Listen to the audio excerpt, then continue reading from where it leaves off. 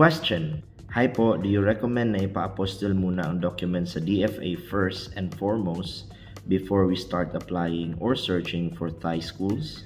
The answer to that is yes, but at the same time, no. Pag kayo ay pumunta dito sa Thailand to look for work, it's better if naka-apostille na or authenticated na ang mga documents nyo para hindi na masyadong malaki ang gastos. Dadalhin nyo ang documents dito, babalik nyo sa Pinas for apostillization, then papadala na naman dito, masyadong malaki ang magagastos ninyo.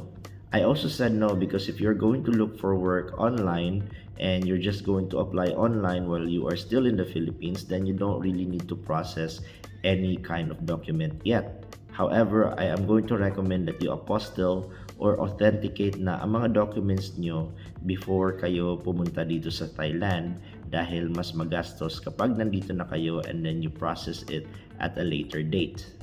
If may nag-hire sa inyo na schools and they know that your documents are already authenticated, then mas mapapadali ang process ng visa ninyo and higher chance to be chosen as the next teacher.